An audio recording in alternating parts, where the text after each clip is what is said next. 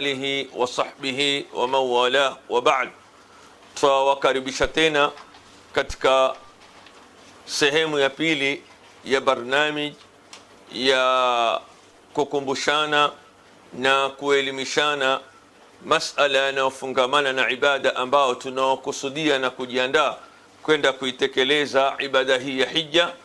Insha Allah tumuomba Allah subhanahu wa ta'ala tena atusahilishie palipobakia insha Allah, na atutulie wepesi safari yetu, na mwisho kututakabalia yale ambayo tutakwenda kuyafanya biidhnillahi alkarim. Pili, twapenda kutoa samahani kwa sababu kwanza kabisa hali mnavyoiona ya anga leo ya mivua katika mji wetu wa Mombasa tokea wakati wa kabla alfajiri mpaka wakati wa alfajiri, na mpaka hivi sasa hatuna uhakika ingawa imetulia, na yote ni katika neema za Allah subhanahu wa ta'ala. Kwa hivyo ya kwamba wale ambao walioko katika mitandao waliokuwa wakitungojea na wakatuambia tukawaahidi ya kwamba tutaanza wakati fulani, twasikitika ya kwamba tumepanga kweli tuanze kwa wakati, lakini mambo mengine kama tunavyowaambia kwamba hayako kwenye mikononi mwetu, tukachelewa tukaanza sasa hivi. Alafu la tatu insha Allah twaanza na kuleta dua biidhnillah kabla ya kuingia katika maudhu ya yale ambayo tuliyokusudia ya kutekeleza ibada yetu ya hija. Bismillahir Rahmanir Rahim. Alhamdulillah wassalatu wassalamu ala rasulillah wa ba'd. Allahumma sahhil lana ma nurid ونجنا مما نخاف بفضلك يا لطيف. اللهم سهل لنا ما نريد ونجنا مما نخاف بفضلك يا لطيف. اللهم لا سهل إلا ما جعلته سهلا فاجعل أمورنا كلها سهلا. وصل اللهم وبارك على نبينا محمد وعلى آله وصحبه وسلم.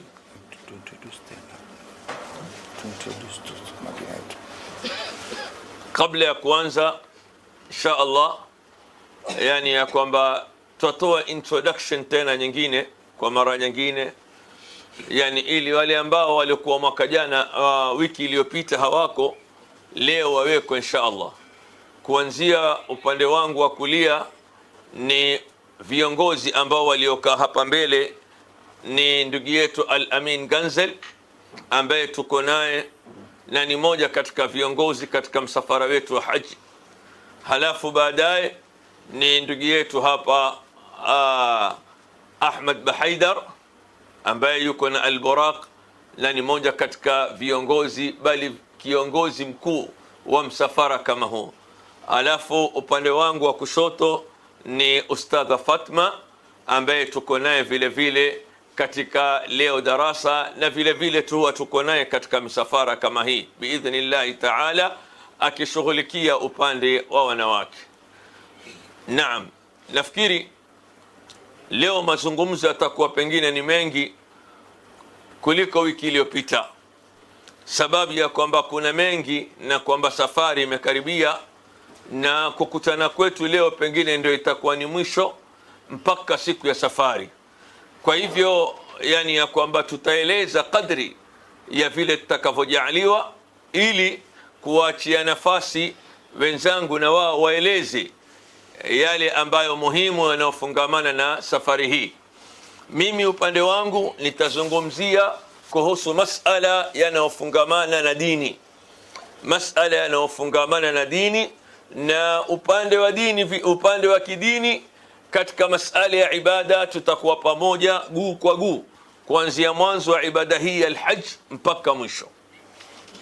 Tawakaribisha, tawaambia ahlan wa sahlan bikum katika hamla hii ya Al-Buraq al-Hajj na Umra, katika hija ya mwaka huu insha Allah, na mujihisi ya kwamba sote tuko pamoja kama tulivyofanya introduction na taarif ya kwamba sote hapa ni viongozi wenu, na kila kiongozi ana haki ya kutiiwa pale anapoamrisha jambo au anapotoa mwelekeo.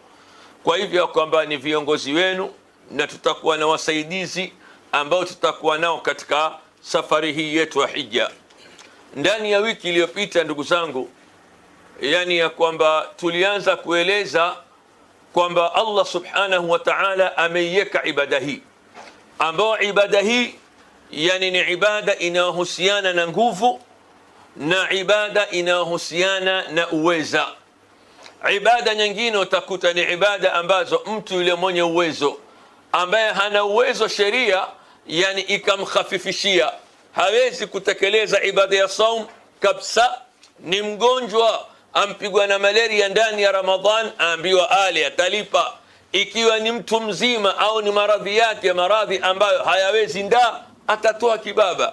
Lakini ibada hii ni ibada ambayo imewekwa kwa mambo mawili, yani kwa yule mwenye uwezo na vile vile na yule ambaye ni mzima wa afya. Ikiwa itakuwa yeye ana uwezo lakini hawezi, huu amepewa udhuru, lakini itakuwa yani ya kwamba bado ibada ya hija yampasa. Atafanya nini? Atamwakilisha yule ambaye ana uwezo na ashatekeleza ibada hii ya hija, amwakilishe ende akamtekelezea ibada hii. Sababu ya kwamba moja katika sharti imekosekana, nao ni kwamba yeye hajiwezi. Na yule ambaye ataka kwenda lakini hana uwezo, hakukalifishwa hija, yani ni yule ambaye ni mustati'. Walillahi ala nnasi hijjul baiti man istata'a ilayhi sabila. Naam, yani amri ya hija ni kwa yule ambaye mwenye uwezo. Maudhui ya hija au ibada hii ya hija, ndugu zangu, ni ibada ambayo yataka kufahamishwa, yataka kuelezwa, yataka kuelekezana.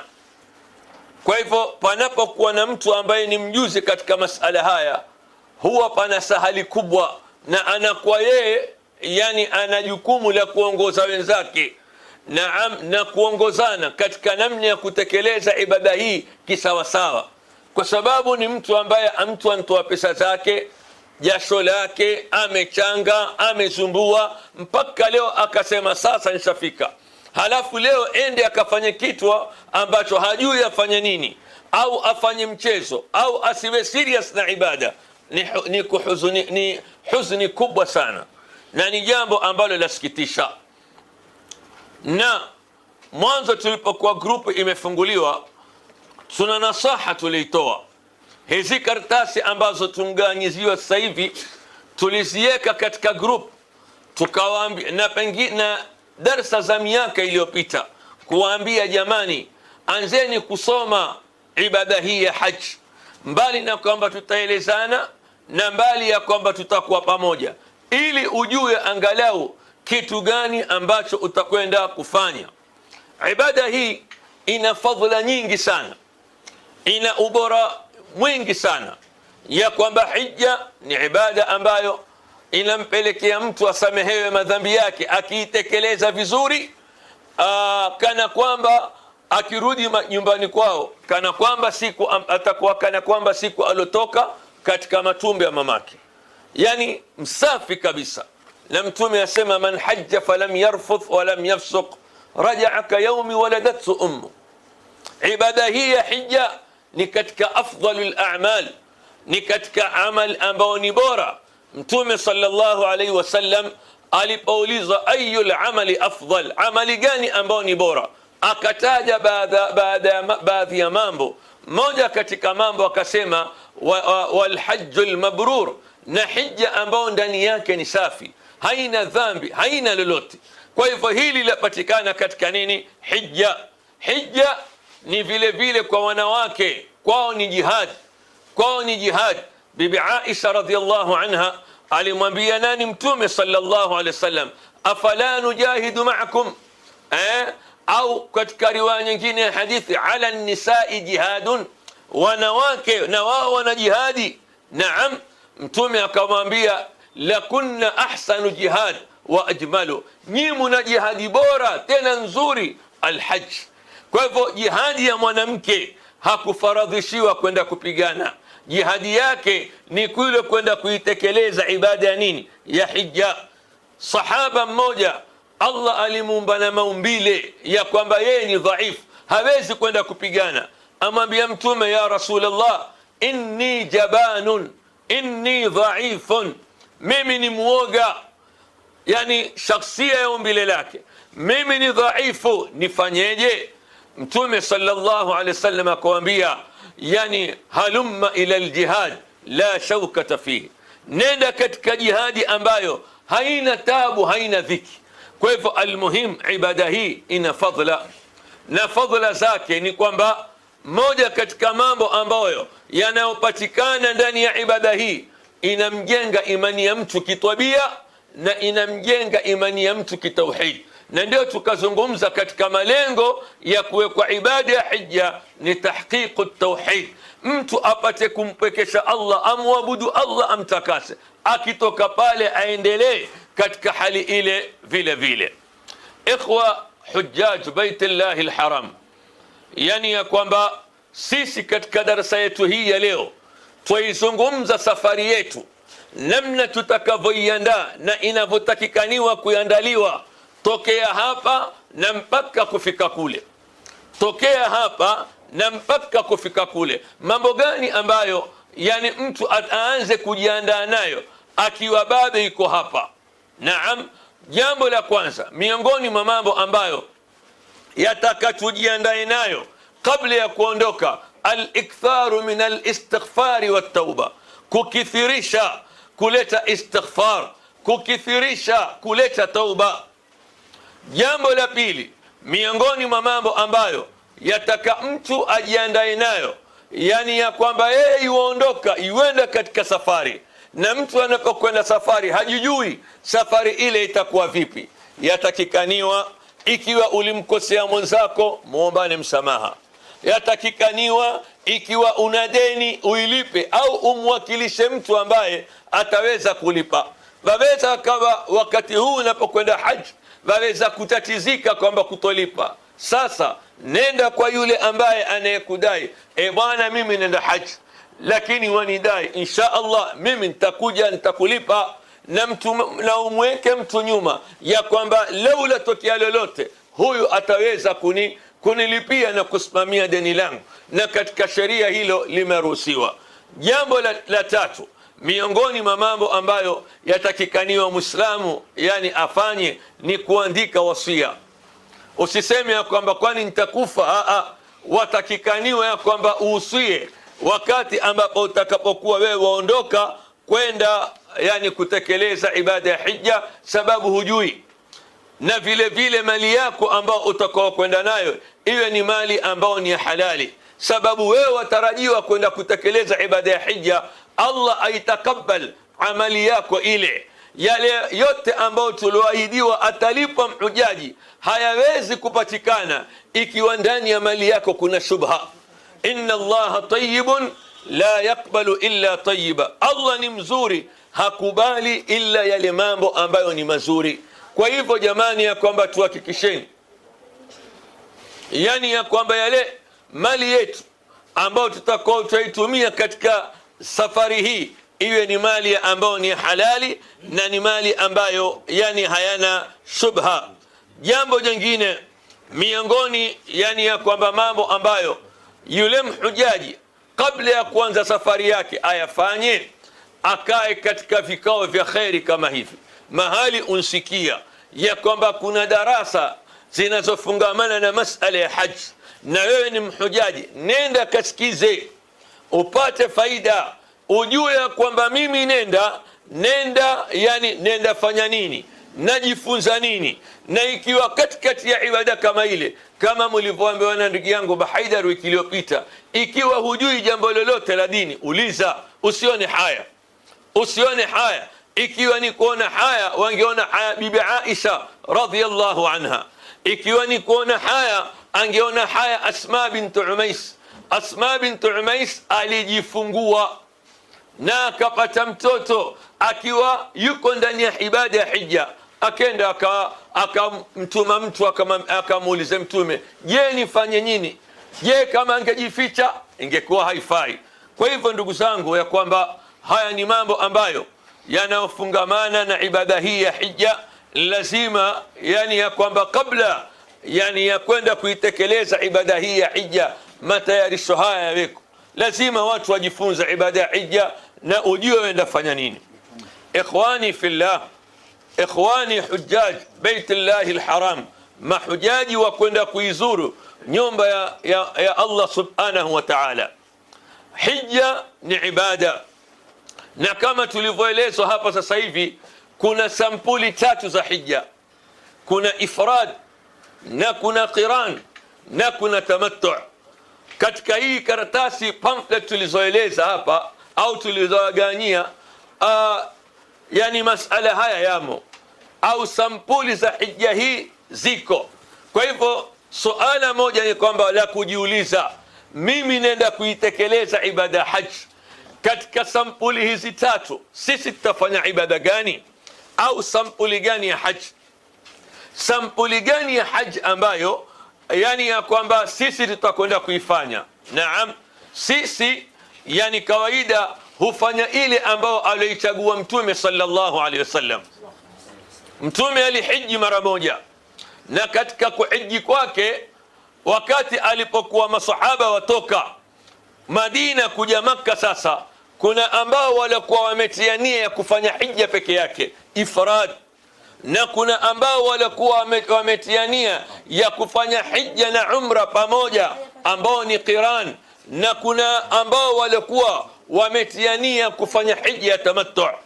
Lakini Mtume sallallahu alaihi wasallam kwanza yeye alifanya hija ya qiran, lakini baada ya kufanya tawaf akawaambia masahaba, lau kama ingekuwa mimi imenidhihirikia hivi sasa, yani imenidhihirikia yale yaliyonidhihirikia hivi sasa, mimi ningefanya tahallul, hii umra yangu ngejivua kabisa. Lakini alikuwa tayari ana mnyama. Kwa hivyo akawaambia wasahaba wale ambao walikuwa kubeba mnyama, ile umra ambao waliifanya, yani tawaf na sa'i ambao waliifanya, waivunje, wavue nguo zao, baada ya kupunguza nywele zao waifanye ni umra. Ina maana ya kwamba akawachagulia kufanya hija ya tamattu. Kwa hivyo hija ambayo ni bora aliyochagua Mtume na aliwapendelea masahaba wake, yani ilikuwa ni hija ya tamattu, mpaka masahaba akamwambia Mtume, alhillu kullu, tujivue kabisa. Manake aliambiwa sasa, yani ya kwamba nyinyi mshafanya tawaf na sa'i, punguzeni nywele, muweko huru, fanyeni mtakavyo. Wakaambia tuweko huru kabisa, walikuwa na maana yao. Akaambia alhillu kullu. Na ilikuwa zamani, yani wakati wa Makuraish wakihiji, walikuwa wao wanaamini ya kwamba umra ndani ya ibada ya hija hakuna kitu chaitwa umra kabisa, wao wakenda wafanya hija peke yake. Lakini Mtume sallallahu alaihi wasallam alipohiji yeye akasema, dakhalat al-umra ma'a al-hajj al-abad ila al-abad, umra imeingia pamoja na haji tena milele milele milele. Almuhim ikhwa alhujjaj, ni kwamba hija tutakayofanya sisi ni hija ya tamattu. Hija ya tamattu ni kwamba tukitoka hapa tukifika Makka tutafanya umra. Baada ya kufanya umra tutavua nguo zetu za ihram wanaume, na wanawake watakuwa sasa hivi waweza kuvaa nguo zao za kawaida kama tutakavyokuja kueleza, mpaka tarehe 8. Siku ya tarehe 8 tutatia nia ya haji peke yake. Wakati tunapokwenda kwa kwamba tunafanya umra, tutatia nia ya umra peke yake. Tukimaliza umra, yani ya kwamba tutajivua, tutafanya ibada, tutatia nia ya ibada ya haji peke yake. Naam, mambo ambayo ya kufanya katika ibada ya umra. Manake hii karatasi inaanza masala ya haji, lakini katika kurasa za mbele kuna muongozo wa ibada ya umra. Umra inakuwa na muongozo wa aina gani? Yani tutakwenda kulingana na safari yetu, tutakwenda kulingana na safari yetu namna itakavyokuwa. Si kuzungumzia suala zima la haji, la, mengine tutayazungumza katika darasa tutakapokuwa Makka na au Mina tukipata nafasi. Lakini sasa tukieleza sisi tutafanya nini, kwanza fahamu ndugu yangu mhujaji ya kwamba sampuli ya haji ambayo wewe utakao kwenda fanya ni hija ya tamattu. Naam, utafanya umra mwanzo, halafu baadaye utatia nia siku ya tarehe 8, yani ya ibada ya haji. Hii ndio sampuli ya haji ambayo tutakaofanya sisi. Bil asaf ya kwamba hatusemi vibaya, kuna baadhi ya mahujaji wenda, lakini maskini hajui hata enda fanya nini.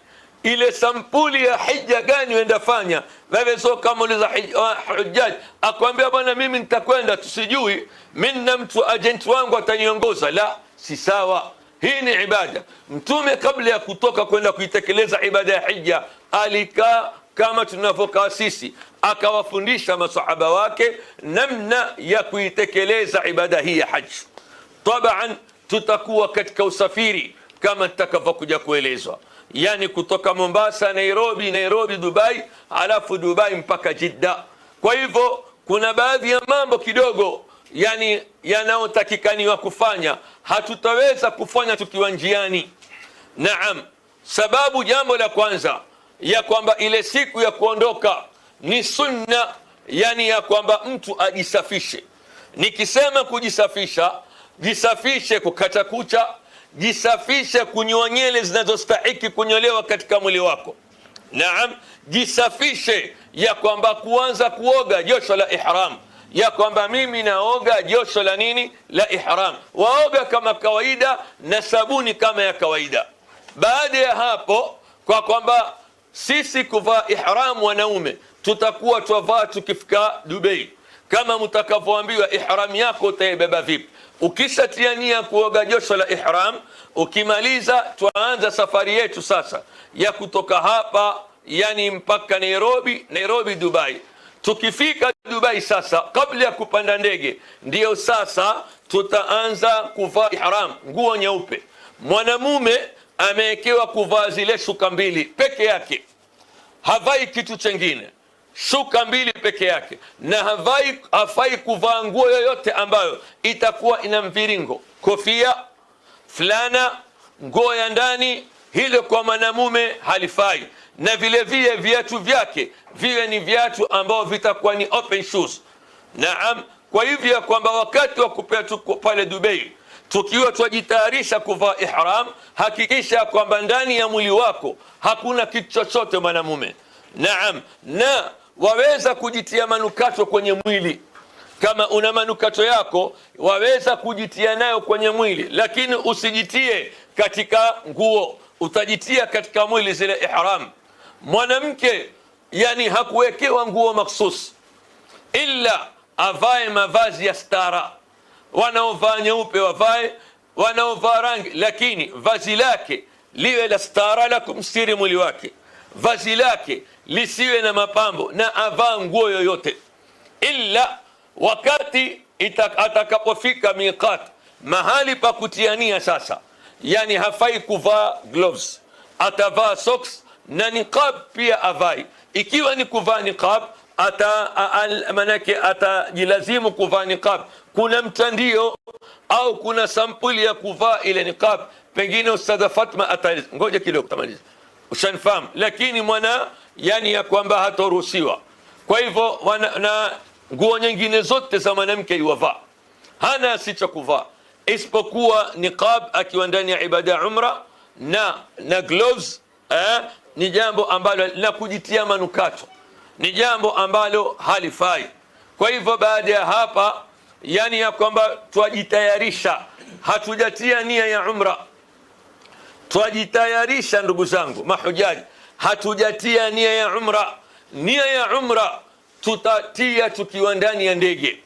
Na ibada hii miongoni mwa mambo ambazo yaliyowekwa, kuna kitu chaitwa miqat. Miqat ni ile sehemu ambayo yoyote anaelekea Makka au anaelekea Saudi Arabia kwa nia kufanya ibada ya hija au umra, hafai kupita sehemu kama hii bila ya kutia nia, ndiyo miqat. Na miqat ziko sampuli mbili, miqat makaniya na miqat zamaniya. Yani miqat yani ya zama na wakati wa kutekeleza ibada ya hija, na wakati huu ni miezi mitatu. Hija, amali ya hija mtu aweza kutiania na kuelekea Makka kwa ajili ya kufanya umra katika miezi mitatu ambao Allah alosema alhajju ashhurun ma'lumat. Hija ni miezi mitatu ambao ni Shawwal na Dhulqa'da na Dhulhijja au 10 la kwanza la Dhulhijja. Hii ndiyo miezi ya haji. Au kinambia je, Shawwal hija yaanza? Ukiuliza naam, Dhulqaada ambao sasa hija yaanza, mbona ni katika ashhurul hajj? Naam, ni katika ashhurul hajj. Sababu ya kwamba mtu aweza akatoka katika miezi hii mitatu akaelekea Makka kwa ajili ya kutekeleza ibada ya nini? Ya haji. Akenda kule ikiwa ametiania hija ya tamattu, akafanya umra. Akifanya umra akavua nguo zake, akangojea mpaka wakati wa haji. Lakini je, ndani ya Ramadhani aweza kwenda mtu akasema ya kwamba mimi nitafanya hija, nitafanya umra ya tamattu, mimi nitafanya umra ya tamattu alafu nikae mpaka baada al-hajj? La, haisihi umra kama ile. Sababu ya kwamba umra ya tamattu ambao ndio umra ya hajj, mtu anaifanya wakati wa mwezi gani? Katika miezi hii mitatu ya hajj, imma Shawwal au imma sasa Dhulqaada au imma Dhulhijja. Hii ndio miqatun zamaniya. Naam, na miqatun makaniya ni zile sehemu ambazo Mtume alizozitaja 5, ambazo akasema ya kwamba sehemu hizi yoyote atakayekuwa yuwatoka mjini kwao aelekea Makka akapita moja katika sehemu kama hizi, asipite sehemu hizi bila ya kutiania, ambayo kwanza Dhulhulaifa iliyoko Madina, alafu Yalamlam, alafu Juhfa, alafu Qarn al-Manazil, alafu Dhatu Irq. 5. Sisi tukitoka Nairobi ikiwa twenda umra twatiania ya Lamlam, lakini mara hii maadamu twatoka kwa Dubai, ambao Dubai ni katika Najd, na kuelekea umra, hatutotiania yani ya Lamlam, tutatiania Qarnul Manazil. Kuna sehemu yaitwa Qarnul Manazil, na taban yani Saudi Airline watatutangazia bado nusu saa ya kwamba sisi kwenda kuingia miqat. Kwa hivyo watu watajitayarisha wakati kama ule. Kwa hivyo ya kwamba ikiwa ulikuwa hujavaa, waanza kuvaa.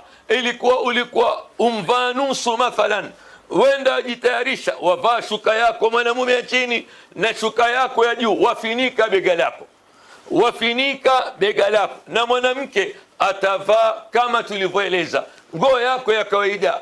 Ukishona nguo nyeupe sawa, muhimu chunga jambo hili, iwe ni nguo ya stara, haitokuwa ni yenye kuonyesha mwili wako. Na tawanasihi, ikiwa mutavaa, vaeni na mabuibui, ndio stara. 3, yani ya kwamba isiwe ni nguo ya mapambo wala kufukizwa wala kutia perfume. Na wanaume, yani ya kwamba tutavaa zile nguo ikiwa tunataka kujitia manukato kwenye mwili wala si kwenye nguo. Kwa hivyo sisi tutakuwa tayari sasa, yani kufika pale miqat na kutiania. Kwa hivyo tutakapotangaziwa tukiwa ndani ya ndege, baada dakika 5, baada dakika nusu saa, tutakuwa twajitayarisha. Tukiambiwa sasa twaingia katika miqat, sasa hapa ndipo mahali ambapo yataka tutie nia zetu za kwenda kuitekeleza ibada ya umra. Hapa tukifika miqat ambao ni makania, ni Qarnul Manazil, ndio tutatia nia ya kufanya nini? Ya nia ya umra, kwa sababu sisi twatekeleza ibada ya tamattu. Naam, tutakuwa juu ya ndege, tutakuwa juu ya ndege. Pengine kuna mtu ajihijia yeye mwenyewe, na kuna mtu ambaye amuhijia mtu, ampawa pesa, yani tukua hizi pesa, nenda kanihijie mtu wangu. Nia zitakuwa tofauti. Mimi ambaye nenda jifanyia mwenyewe sasa, na ambaye nitakuwa nishafanya sharti ya kwamba nia yangu ya kuingia katika ibada hii ya umra, ni kuna aina sigha na namna nyingi. Yani katika namna ambazo kidogo zina takhfif, wasema labbaik Allahumma umratan, labbaik Allahumma umratan la riaa fiha wala sum'a. Tumeandika hapo na tutawakumbusha tukiwa ndani ya ndege, sababu tutakuwa angani. Labbaik Allahumma umratan la riaa fiha wala sum'a. Baada ya kumaliza kutiania, tutakuwa sasa sisi tushaingia ndani ya ibada ya umra, tushaingia ndani ya nini? Ibada ya umra. Kwa hivyo haifai tena kukata kucha, haifai mwanamume kufinika kichwa. Isije joto linkuzidi ukataa kulala ndegeni ukajifinika kichwa, la, haifai. Haifai kujitia manukato, haifai yani kuvaa nguo yoyote ambayo ni yani iloshona. Siku moja namwona mtu amfika Makka asema nasikia baridi bwana, hii AC. Nikifika namwona mvaa fulana, shekhe mvipi? Ala, nasikia baridi siwezi kustahimili. La haula, haifai. Mwanamume akishatiania pale utakaposema labbaik allahumma umratan, hufai tena shekhe kuvaa nguo ya mviringo iliyoshonwa. Naam, haifai kufinika kitwa, haifai kukata kucha. Naam, na lau kama utataka kuoga, tahadhari, usioge ukatumia sabuni ambayo ni ya manukato. Tumia sunlight, tumia sabuni ya sunlight utakapokuwa ushaingia ndani ya ibada kama hii. Kwa hivyo kwamba hapa na mwanamke ukishatiania usivae niqab tena wala socks. Kitu kinachofuatia baada ya kutiania itakuwa ni talbiya. Sunna ni kuleta talbiya. Naam, Mtume sallallahu alayhi wasallam aliamrishwa na Jibril akawaambia, ya Muhammad, muru ashabak falyarfa'u aswatahum bitalbiya, waamrishe masahaba wako wainue sauti zao walete talbiya. Amrishwa Mtume na Jibril akawaamrisha masahaba. Mtume sallallahu alayhi wasallam asema, yani ma min mulabbi yulabbi illa labba man an yaminihi wa shimalihi, hakuna yoyote mwenye kupiga talbiya akipiga talbiya illa, yani hupiga talbiya na yeye vilivyoko kuliani na kushotoni. Na Mtume asema, ma labba mulabbin illa bushira biljanna. Hapigi mwenye hasomi talbiya wala hapigi talbiya mwenye kupiga talbiya. Mtume asema illa bushira biljanna, illa yuwabashiriwa pepo. Kwa hivyo maneno yetu yawe ni talbiya, maneno yetu ni istighfar, maneno yetu ni as-salatu ala nabi, kumsalia Mtume, ambayo yote hayo yajuzu.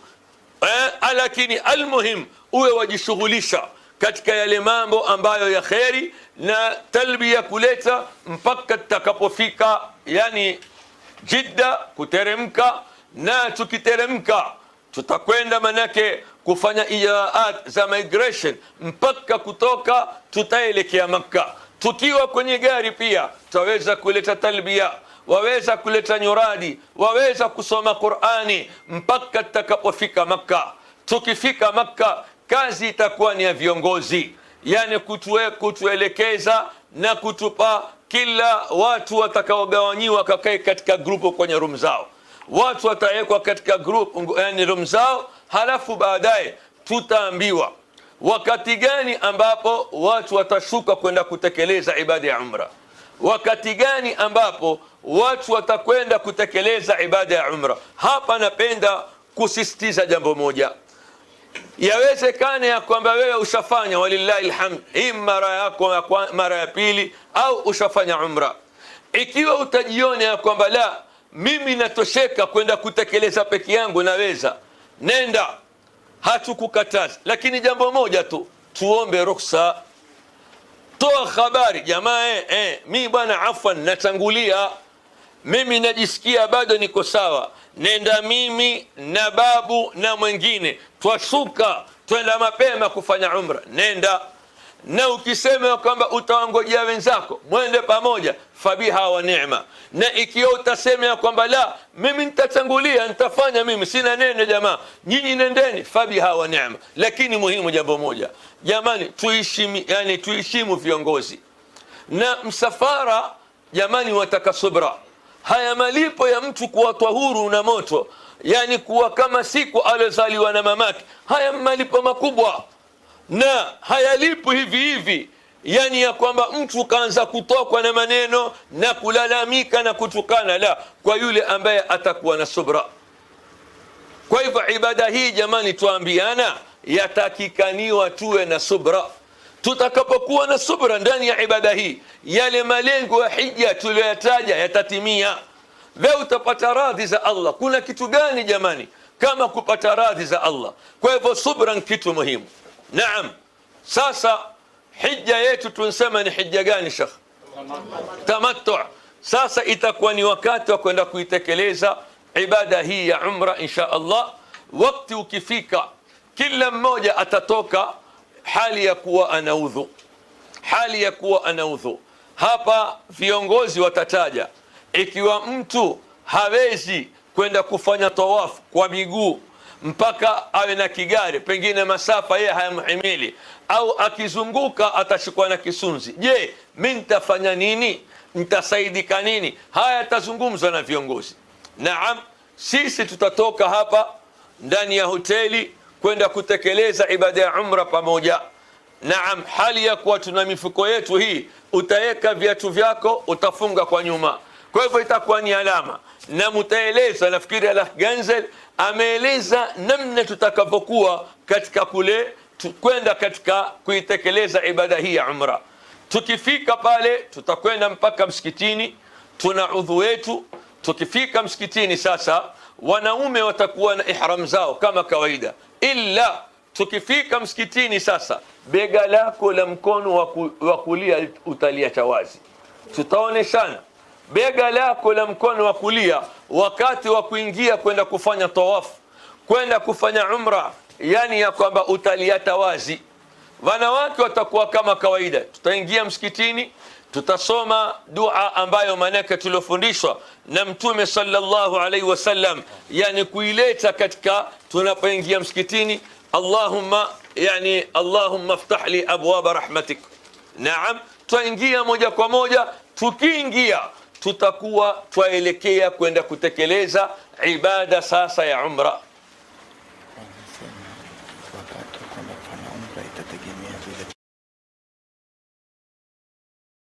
Hapa kuna jambo nimekumbushwa kwamba wakati gani tutakapokwenda fanya umra. Tukifika tutaangalia na hali ilivyo, kwa sababu kuna watu wazima, kuna wazee. Kwa hivyo tutashauriana viongozi wakati gani munasibu wa kwenda. Tutapumzika mpaka wakati gani? Kama tutakwenda usiku, mara nyingi ndio tunakwenda ambao kidogo kuntulia na jua lintulia, tutafanya umra, tukimaliza twarudi, au tutasali salatul fajri, tukimaliza twarudi. Naam, kwa hivyo tutawaambia wakati gani. Kwa hivyo tunaingia sasa kwenda kutekeleza ibada ya umra. Umra, ndugu zangu mahujaji, ina nguzo 4. Umra kuna mambo ambayo manne ya wajibu lazima yafanyike. Kwanza, al-ihramu min al-miqat, kuhirimia katika miqat. Kule nyuma tulipotiania ni kule kutiania tukifika miqat, na miqat tumpita tukiwa juu ya ndege qarnul manazil, tukawa ni wenye kutiania. Jambo la pili, at-tawaf, kufanya tawaf bil baiti 7, kuzunguka al-Kaaba. Tawaf ni kuizunguka al-Kaaba mara 7. Jambo la tatu ni as-sa'i baina as-Safa wal Marwa, kufanya sa'i kati ya Safa na nini na Marwa. Halafu jambo la 4, al-halq au at-taqsir, imma kunyoa au kupunguza. Sisi tufanya hija ya tamattu, na ile umra tunaofanya ni umratul hajj. Kwa hivyo umra kama ile tutapunguza. Wanawake wanapunguza kidogo pale.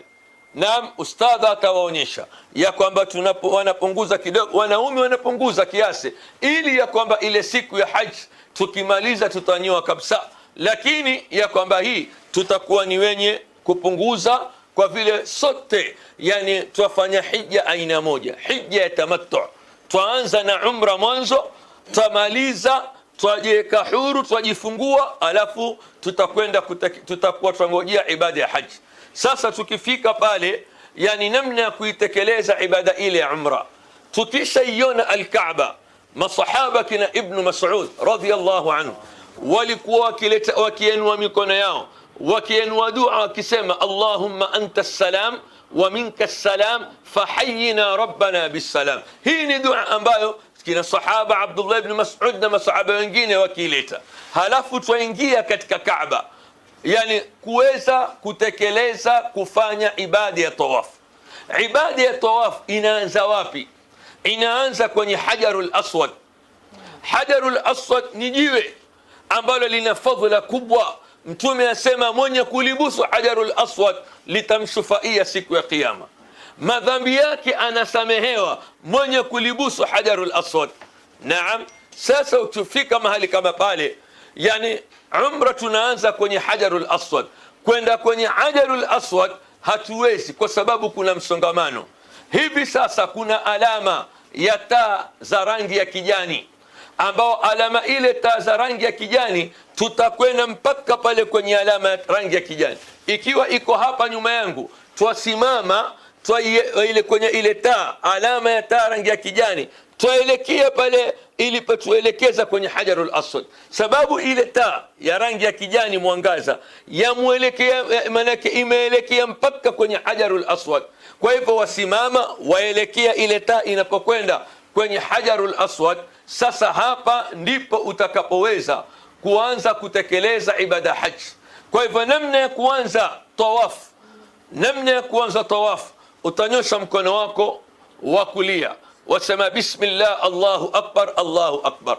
Manake sunna ni kulibusu, sunna mtume alisujudia, sunna mtume wakati mwingine alikuwa juu ya kipando akaliekea fimbo alafu akaibusu ile fimbo, lakini haya yote haitowezekana kwa zahma. Kwa hivyo sisi tutafanya nini? Twanyosha mkono tukiwa mbali, twasema bismillah Allahu akbar.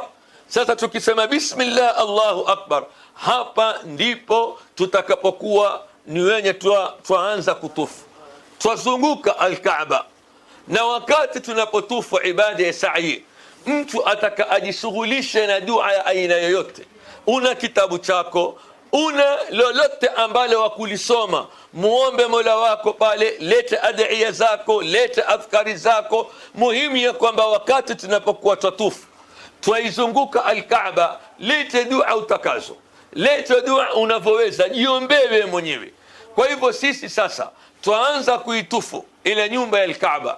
Tikiwa tuanza hapa hajarul aswad, tutasema bismillah Allahu akbar, twaizunguka hii, yani mpaka hapa tutakapofika. Tukifika pale tupaanza, itakuwa tushamaliza moja, tuanza na ya pili. Tutaanza vipi ya pili? Wainua mkono kama vile ilivyoanza mwanzo, waelekea vile vile bismillah Allahu akbar, yani Al-Kaaba ikiwa upande wako wa kushoto. Naam, watembea hii Al-Kaaba ikiwa upande wapi? Wa kushoto. Kwa hivyo watembea huku waleta dua, isipokuwa kuna mahali yani katika kuzunguka kuna dua maalum utaileta.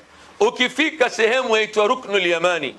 Ruknul Yamani ni nguzo ambayo iliyoelekea Yaman. Baada ya nguzo hiyo ndio hajarul aswad unapoanza.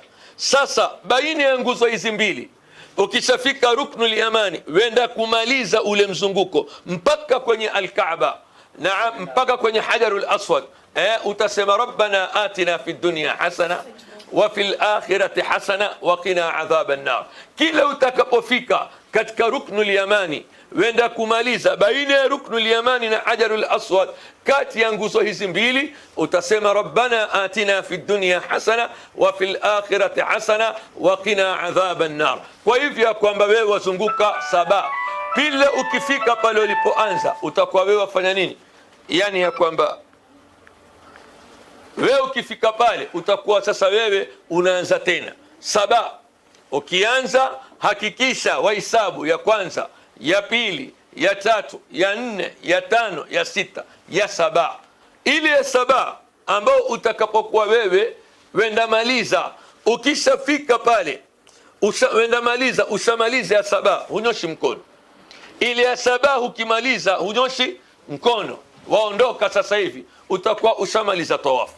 Kwa hivyo mwanamume tuseme ya kwamba tunapoingia msikitini kuanza umra, bega lako la mkono wa kulia liko wazi. Naam. Halafu jambo jingine, uwe na udhu wako tayari. Jambo jingine ni kwamba mwanamume ni sunna mizunguko mitatu ya kwanza kwenda haraka haraka.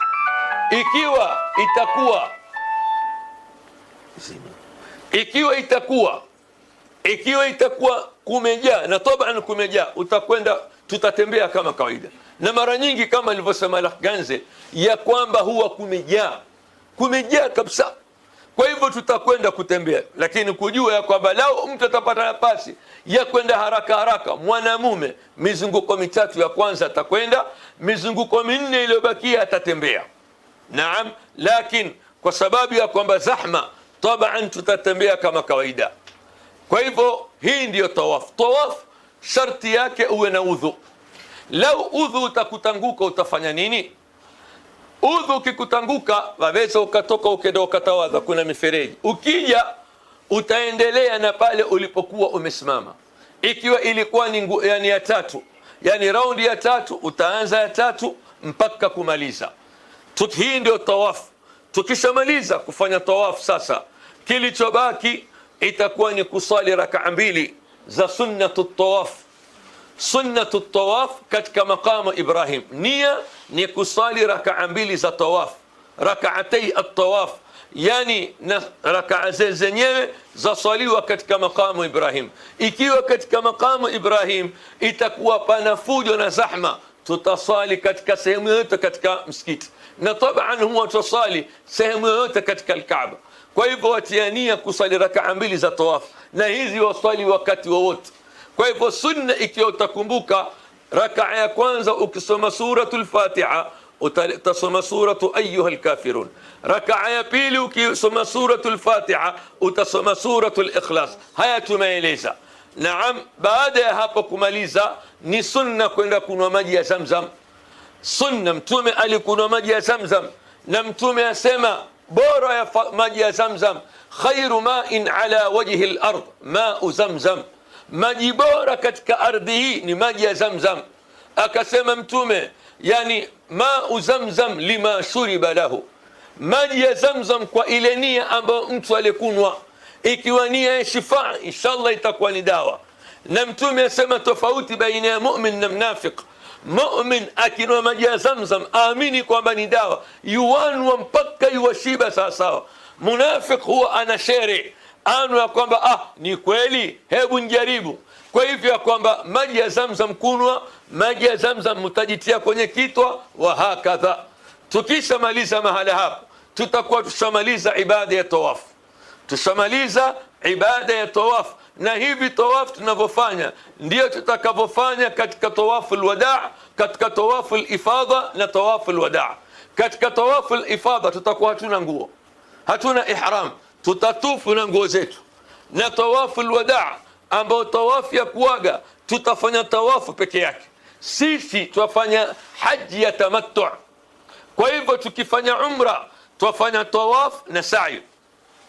Tukija kifanya tawafu ifadha ambao ni tawafu ya haji, tutafanya tawaf na sa'i. Tukija tukiwa twenda Madina tuaga, tutafanya tawafu peke yake. Kwa hivyo tawafu ya kuaga ambao ni tawafu alwadaa haina sa'i. Sisi mutamatti, yani sa'i tawafu ifadha yetu lazima itakuwa ni tawaf na sa'i, na tawafu ya umra yetu ya haji itakuwa ni tawaf na sa'i. Sijui tumfahamiana? Tutaelezana. Baada ya hapo tutakuwa sasa tuendelea au twajitayarisha kwenda kufanya sehemu ya tatu katika arkanul umra. Nao ni nini? As-sa'yu baina as-safa wal marwa.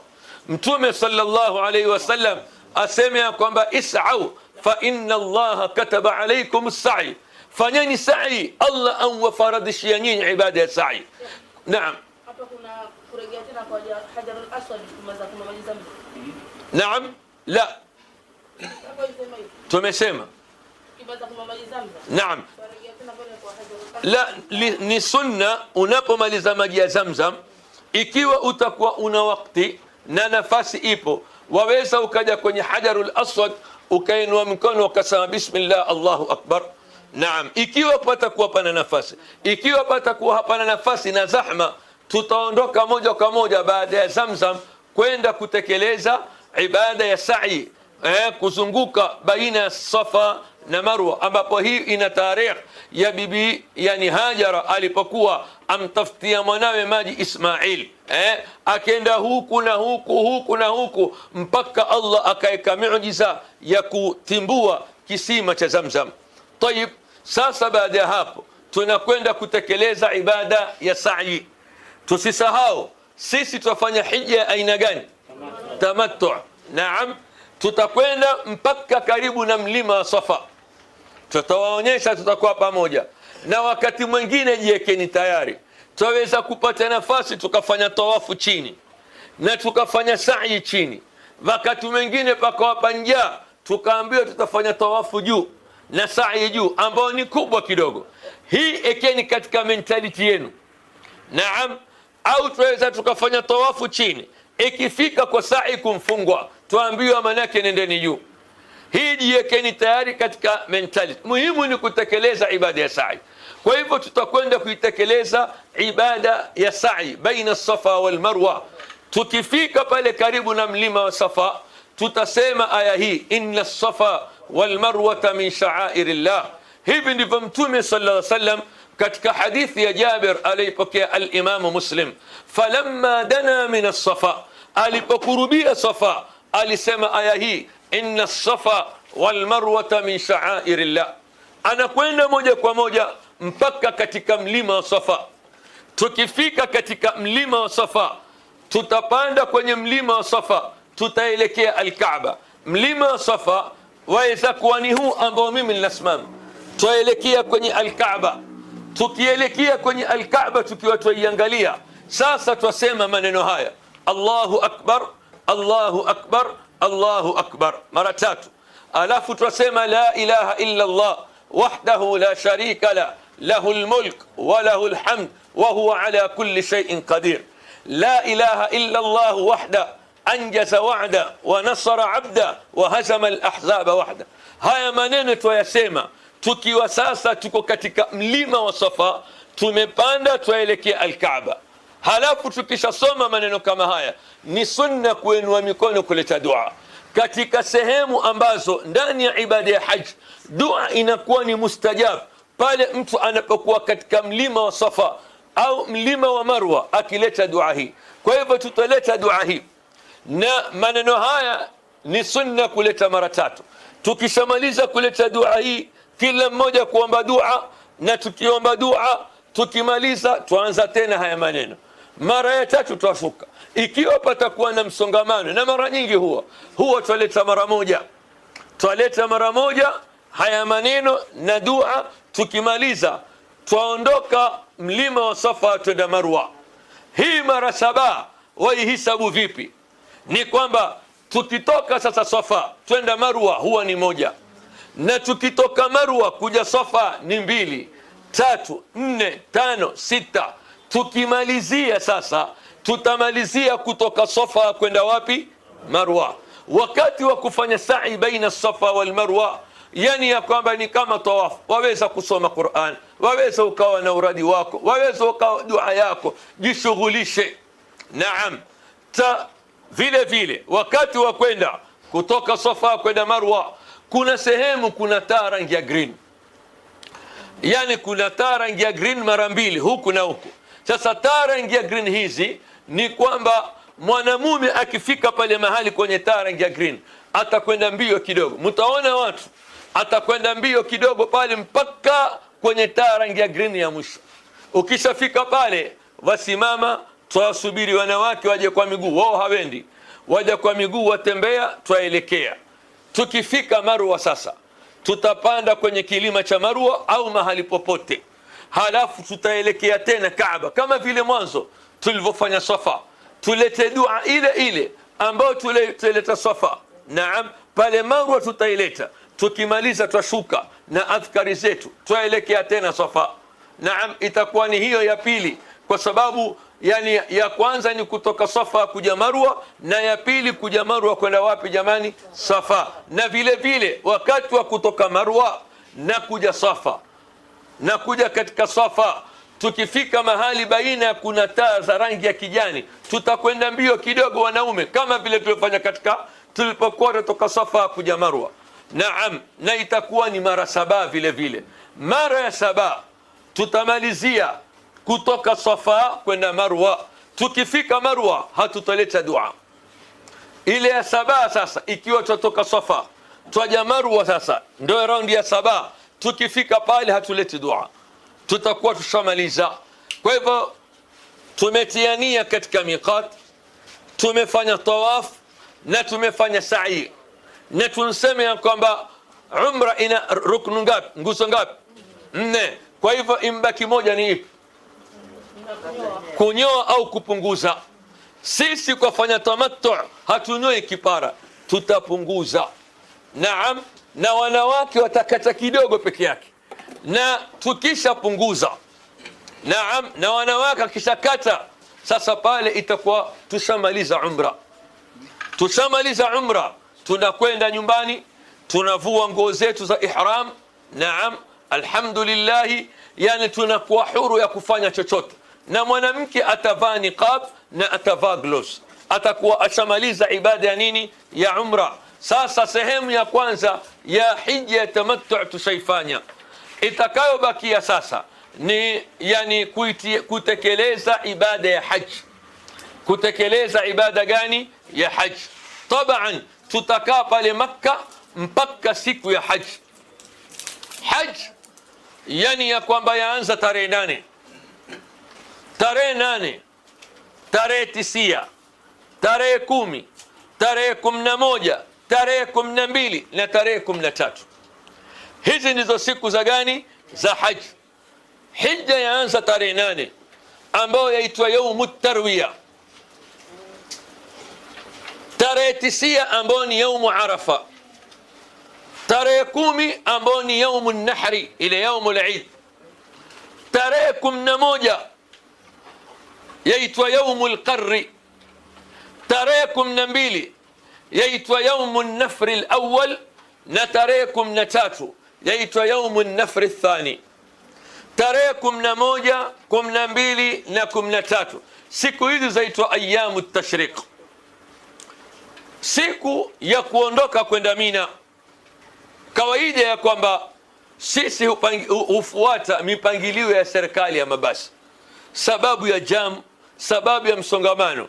Kwa hivyo wakati mwingine na wakati mwingi huletewa sisi time yetu ya kuondoka, yaweza kuwa saa 8 za usiku, yani ule usiku wa kuamkia tarehe 8, saa 9 za usiku. Kwa nini? Kwa sababu ya kwamba yani kupangilia tusipate traffic jam njiani. Kwa hivyo kila nchi ndio nidhamu inavyokwenda, na maulama wakatoa fatwa, ikiwa ni amri yatoka kwa serikali kwa maslahi ya hujaji, yani ya kwamba la basi. Kwa hivyo tutaondoka yani ule usiku wa kuamkia tarehe 8, itakuwa tarehe 7, lakini maghribi ishaingia tarehe 8 usiku au kabla alfajiri, yani kulingana na time tutakayopawa, ndio tutakuwa sisi tuondoka siku ile kwenda kuitekeleza ibada nini? Ya haji. Sasa yapi ya kufanya katika maandalizi ya kutekeleza haji?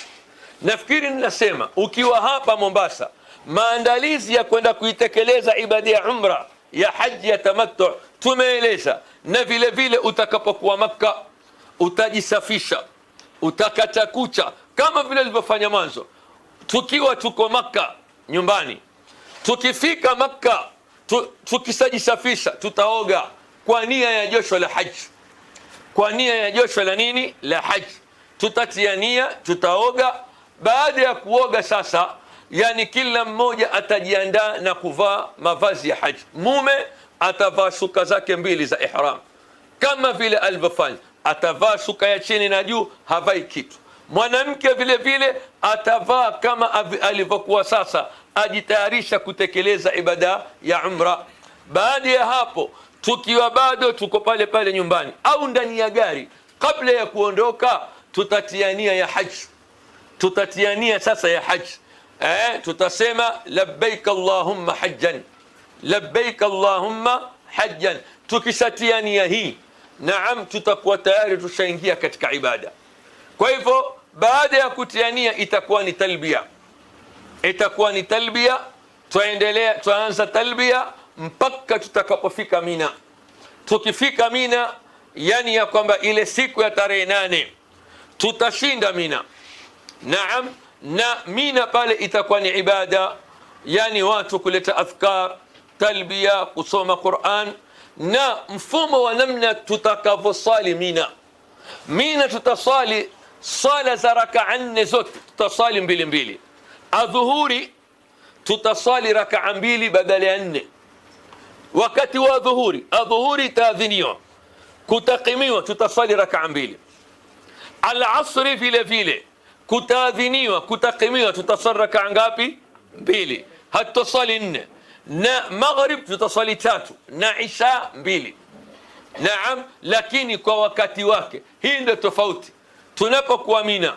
Kwa hivyo tutakuwa Mina pale tutaswali kama tuwahi asubuhi pale dhuhuri, al-asri na maghrib na isha. Naam, na alfajiri ikiwa itatuwahiwa pale.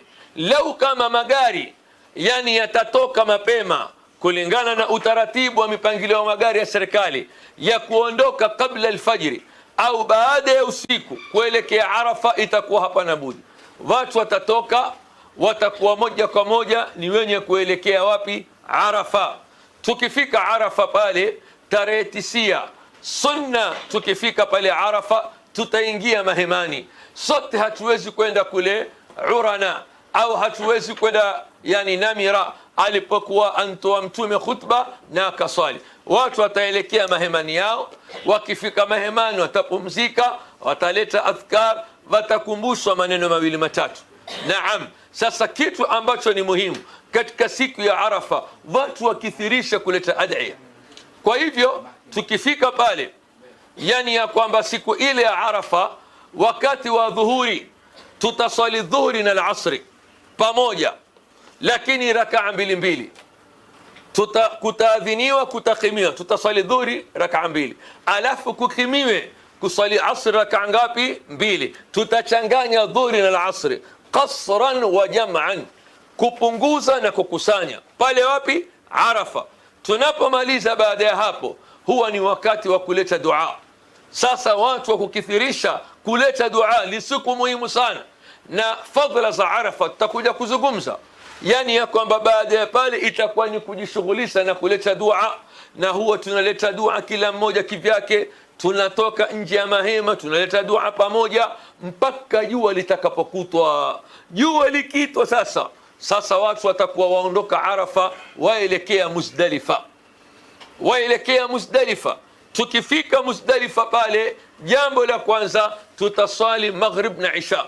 Kutaadhiniwa tutaswali maghrib rakaa 3, halafu kutakimiwa tutaswali isha rakaa 2. Bas, hakuna jengine au hakuna swala yoyote itakayoswaliwa, labda ikiwa mtu aweza akaswali witri peke yake, sababu salatul witri mtume hakuiwacha akiwa safarini na wala akiwa ndani ya mji. Baadhi ya masahaba katika Muzdalifa walionekana wakiswali swala ya witri. Kama kuswali witri peke yake waweza kuswali, lakini hakuna swala nyingine yoyote ya nini, ya sunna. Kwa hivyo baada ya hapo watu watalala yani mpaka alfajiri, mpaka wakati na kulala ni chini. Alhamdulillah, yani zamani ilikuwa ni vumbi na mikeka. Siku hizi, mwaka jana kulikuwa kuna mazulia mekundu yamewekwa, lakini yani utanunua ile yani ya kwamba mkeka wako asa, lakini huwa kuna mazulia. Na yani alhamdulillah, mwaka jana watu wanalala mpaka alfajiri. Naam, na pale tutaweza kuokota vijiwe vya kupiga yani kule Mina. Tukifika pale tukishalala, asubuhi tuamka tusali salatul fajr. Tukishamaliza kusali salatul fajri, yani ya kwamba tutangoja kidogo, tutaelekea qibla, tutaleta dua, tutaondoka pale kabla ya jua kutoka. Kabla ya jua kutoka tutaondoka kuelekea Mina. Na hapa vile vile kuna masala ya wale wazee wasojiweza na madhaifu, wameruhusiwa yani ya kwamba kuondoka katika usiku mwingi. Naam, nyota zikipotea yani waweza kuondoka pale mapema, na watapangiwa watu wa kuondoka mapema, wazee wasojiweza na kina mama kuelekea zao Mina, na ambao wajiweza kama kina sisi na babu twalala pale. Naam, tutakaa pale tutalala mpaka alfajiri, na katika kulala pengine mtu ataokota ile mawe yake ya kwenda kupiga, imma siku ya kwanza ambayo ni saba, au kama kuna mawe mengi waweza ukawakusanya yakakusaidia kupiga tarehe 10, 11 na 12. Naam, hapa basi baada ya hapo watu watakuwa wenda wapi? Mina, ambao itakuwa ni siku ya Eid. Ile siku ya Eid, siku ya Mina, yani watu wanakwenda wanakabiliwa na amali 3 au 4. Amali ya kwanza ambao manake mhujaji atafanya siku ya tarehe 10 ni kwenda kupiga mawe kwenye lile kuta Jamarat, na yale makuta huwa ni 3. Siku ya Eid unaacha kuta la kwanza, unaacha kuta la pili, unakwenda mpaka kuta la mwisho ambalo njia ya kwenda Makka.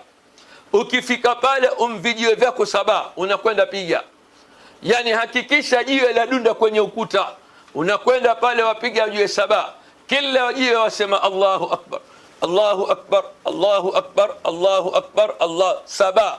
Ukimaliza warudi zako Mina mahemani. Mahemani wafanya nini?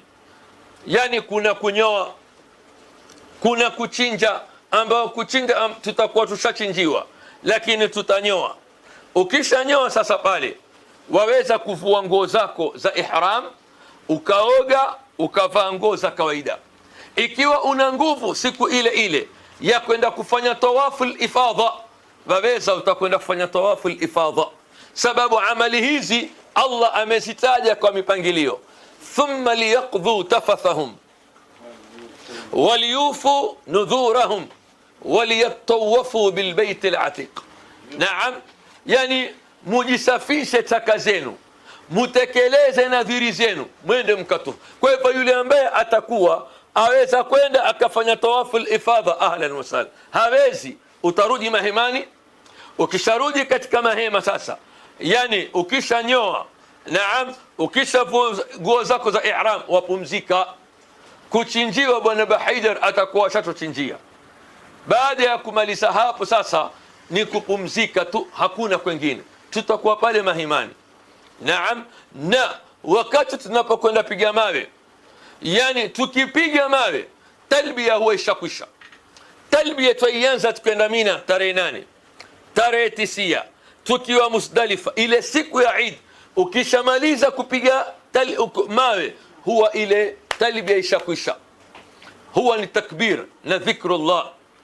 Naam, ni Allahu akbar, Allahu akbar, Allahu akbar, la ilaha illa Allah, Allahu akbar walillahi alhamd. Waleta zile tukiwa Mina, mahali popote katika masiku kama yale, mpaka tutakapomaliza ibada ya hija. Kwa hivyo kwamba tukishapiga mawe ile siku talbiya hakuna tena, twarudi mahemani, twakaa kwenye mahema pale, twaingia siku ya tarehe 11, ambao siku ya tarehe 11 yaitwa yaumul qarri. Kwa nini siku hii ikaitwa yaumul qarr? Sababu ni siku ambayo mahujaji wako Mina, hawendi mahali popote, inaitwa yaumul qarri. Naam, siku ya kutulia, mahujaji wanakuwa Mina, hawendi kokote. Sasa katika siku kama hii, ibada ndani ya mahema ni adhkar, tasbih, tahlil na sala na ibada nyingine. Sala ni vile vile za rakaa 4, tusali ngapi? 2. Naam, tukimaliza sasa ile siku ya tarehe 11 kuna kazi ya kwenda kupiga jamarat, kwenda kupiga mawe kule kwenye. Na katika kwenda kupiga mawe sasa, siku ya kwanza tumpiga kuta la 3 la mwisho, siku ya pili twapiga matatu. Kuna la kwanza ambalo laitwa jamratus sughra, kuna la pili laitwa jamratul wusta, na kuna la 3 laitwa jamratul kubra. Sasa katika siku hizi tarehe 11, 12 na 13 kwa atakayekaa, yani katika amali za hija kubwa ni kwenda kupiga mawe katika makuta 3. Kila kuta yani utapiga vijiwe 7, kwa hivyo utabeba vijiwe vinga 21. Kwa hivyo tuanza na hili dogo. Tuanza vipi? Kama alivyofundisha Mtume, tunakwenda pale tunapiga vijiwe 7 kwenye kuta, kila kijiwe Allahu akbar, Allahu akbar, Allahu akbar, Allahu akbar. Ukimaliza kupiga wasongea kando, waelekea qibla, waleta dua. Miongoni mwa sehemu ambazo dua inakuwa ni mustajab ni hapa, mahali hapa. Ukishapiga jiwe la ile kuta la kwanza, waelekea qibla, waleta dua. Lete dua sana pale, usishughulishwe na askari kwamba ya ajru, waleta dua. Ukimaliza wenda kuta la pili, wapiga tena mawe, yani katika kuta lile 7. Ukimaliza wajongea kando, waelekea qibla, waleta dua. Waleta nini jamani? Dua. Ukimaliza wenda la 3, wapiga lile la 3. La 3 ukimaliza huleti dua. La kwanza utaleta dua ukishapiga 7. La pili, la 3 upigi tena. Usomi tena, wapiga wenda zako. Kwa hivyo wapiga wenda zako moja kwa moja Makka. Tarehe 12 ambao ni yaumun nafri al-awwal, siku ya kwanza haruhusiwa kuondoka. Siku hii yani mtu ambaye ana haraka haweza kuondoka. Allah atuambia faman taajjala fi yawmayn fala ithma alayhi wa man taakhara fala ithma alayhi. Lengo la kuwekwa kupigwa mawe nini? Ni kwa sababu ya kusimamisha utaji wa Allah, kusimamisha utaji wa Allah. Mtume asema sallallahu alayhi wasallam, inma ju'ila at-tawafu bil bayt wa bis-sa'i bayna as-safa wal marwa wa ramy al-jimar li iqamati dhikri Allah. Hakika imewekwa ibada ya tawaf na sa'i na ramy al-jimar, kwenda kupiga mawe, kwa sababu ya kulisimamisha na kulitukuza jina la nani? Ina kisa cha Nabii Ibrahim ambao ndo ilikuwa waqi', lakini kitu ambacho muhimu ni iqamati dhikrillah. Kwa hivyo watu wasiacha kutaja jina la Allah wanapokwenda na wanapopiga. Sasa lau utapiga wewe umpungukiwa na jiwe, waweza kuokota. Umpiga alikufika pale mahala pake, tukua jengine upige. Na lau kama wampigia mtu, sasa lau kama mimi nampigia mtu mgonjwa, nitajipigia mimi 7 mwanzo.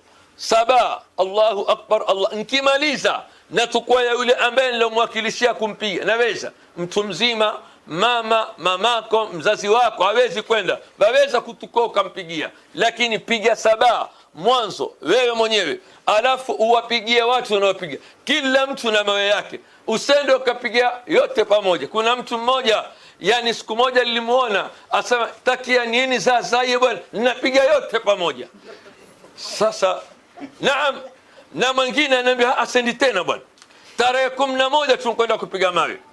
Akasema sala kizaza kile, wallahi ustadi samahani bwana, sendi tena. Na kwenda tena shekh. Sasa huyu alikuwa ana haja gani ya kwenda haji? Asema sendi, mimi sendi tena. Angoma asema kuna fujo yule. La, hii ni ibada takasubra. Kupiga mawe ikiwa mtu hawezi, waweza ukaakilisha mtu. Wale wazee ambao wasoweza au mtu mgonjwa, na ni hatua kutoka mahema ya Kenya mpaka kule. Kwa hivyo akilisha mtu, shekhe mimi siwezi bwana, tutakupigia. Mabarobaro wako watakupigia na tutakuwa nao pamoja inshallah. Tarehe 12 ile ni siku ya kuondoka. Ikiwa tutataka kuondoka, na mara nyingi sisi huondoka tarehe 12, huondoka mapema pale tukaenda tukapiga. Huondoka mapema tukaenda tukafanya nini? Tukapiga, tukarudi mahemani. Tukangojea mabasi, watu wakapiga wakaenda zao. Ama yule ambaye mathalan atakwenda kwa miguu, kama mimi na babu ndugu yangu, huenda kwa miguu kutoka wapi? Mina mpaka wapi? Mpaka Makka. Kilomita karibu 98. Upiga miguu na huyu bwana. Naam. Naam. Kilomita 90 ni kutoka hapo mpaka Sisi tupige mguu. Naam. Mbona tuangushe? Sisi tupiga mguu. Tutapiga namaliza mzee. Sasa tukishapiga ile tarehe 12 tutaondoka. Na wale watakao kwenda piga jioni pia wakishamaliza watakuwa washuka moja kwa moja mpaka Makka. Wakishafika Makka tutapumzika. Sasa pale Makka tutangojea tawaful ifadha. Viongozi watawapangia tawaful ifadha itakuwa ni lini. Tutaondoka, tutakwenda fanya tawaful ifadha, tawafu na sa'i kama tulivyofanya. Tofauti ni kwamba tutakuwa na ihram. Tukimaliza kufanya tawafu yetu na sa'i, tutakuwa tushamaliza haji. Baada tawaful wadaa, tawafu ya kwenda kuaga siku tuna Madina, ambao tutafanya tawafu peke yake. Tutafanya tawafu, tukimaliza itakuwa mipangilio ya safari tushaekewa. Tutakuwa sasa hivi ni kwenda zetu wapi? Madina. Ama suala la Jidda hapa, pengine ndugu yangu Al-Akh Haidar ameweka arrangement kama kutuwekea hoteli au nini ya kule Madina Jidda, tutuambie. Naam Sheikh. Kaleta watu mama. Kina mama anaruhusiwa kuvaa socks wakati wa tawaf haj, wanaruhusiwa kuvaa, wanavaa socks. Naam, wanavaa, wanaruhusiwa. Kisha mimi Naam. naambiwa wewe ndio utakapohaji na familia yangu niko hapo. Kisha kaniambia basi ukiingia tutale pale haram. Mshale na ile Kaaba. Naam. Watu watia dua pale. Waweza kutia dua, waweza kutia dua. Wati Allahumma anta salamu wa salam. Kisha uombe istighfar baada ya kwenda bila bahara. Waweza kutia dua. Nasema fanya hivyo. Uombe istighfar. Istighfar ni wakati wote. Sio ndio nakwambia istighfar ni wakati wote. Yuko na Hapa na kule bwana, si kule. yuko na Naam. kuangalia mahram, kuombea baada ya mahram. Naam. Anakuambia baada ya mahram. Kwa sababu hana mahram. Lazima muelezee, si lazima kana Ajua. Ndauliza hiyo. Saisu. Naam. hizi dua katika ibada stations zake ama طيب, auliza ndugu yetu, yani ya kwamba wakati wa kupiga jamarat kuna dua special, dua yoyote, dua zozote, yani dua kujiombea wewe mwenyewe, kuwaombea wazazi wako, kuwaombea watu wako, hizi na kuna vitabu pengine tutawapa vya dua ambao utakusoma vyovyote. Naam. Naam, waweza maadamu uko nje ya swala. Jasho lote mimi. Naam, waweza kuomba. Naam.